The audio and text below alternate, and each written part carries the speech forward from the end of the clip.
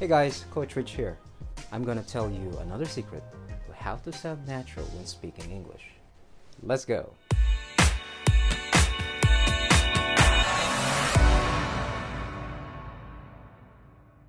Welcome to Richmond Language Academy, where we discuss and learn languages, culture, and personal development.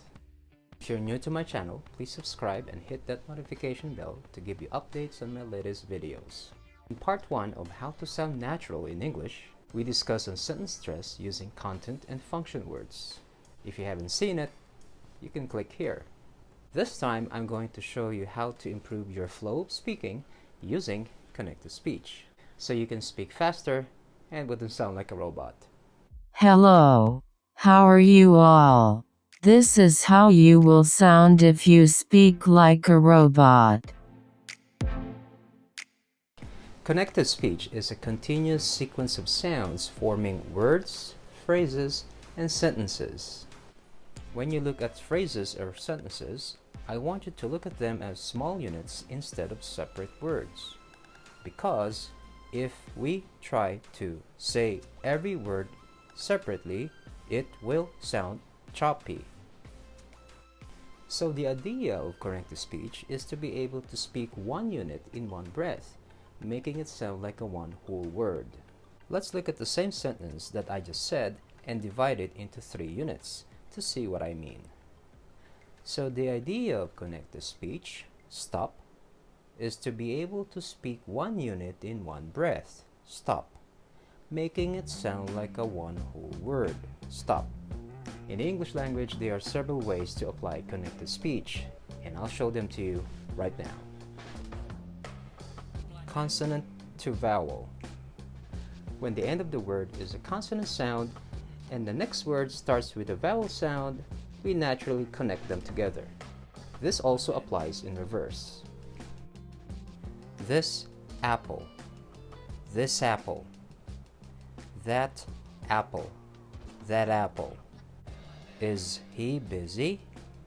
Is he busy? Cats or dogs? Cats or dogs. This is also applicable to spelling and numbers. LA, LA, 909-5068, 909-5068. Consonant to consonant. Words are connected when the end of the word is a consonant sound and the next word starts with a consonant sound with a similar position. For example, if a word ends with a t or d and the next word starts with a sound from that same category, these words are going to naturally join together. I just didn't get the chance. I just didn't get a chance. I've been late twice. I've been late twice. Vowel to vowel. When a word ends with a vowel sound and the next word begins with another vowel sound, we use either a y or a w sound to bridge the gap, therefore making it easier to pronounce. So, instead of saying she asked, we can insert the y sound in between to make it sound smoother. She asked. She asked. He answered. He answered. This time, let's use the phrase do it and insert the w sound to fill in the gap.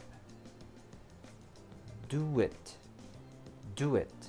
Just do it. So the question is, which one do we use? Y or w? Well, that depends on the vowel position. If the vowel sound starts with the wide position like e, our mouth will naturally shift to the y sound. E, a, iya, I agree. I agree with you. If the vowel sound starts from a narrow position like oo, our mouth will naturally shift to the w sound. U, e, ue, you and I. or d plus y. When the sound t or d is followed by a y sound, both sounds blend together, forming a combination that changes the pronunciation. T plus y equals ch. What's your name? Can't you do it? Don't you like it?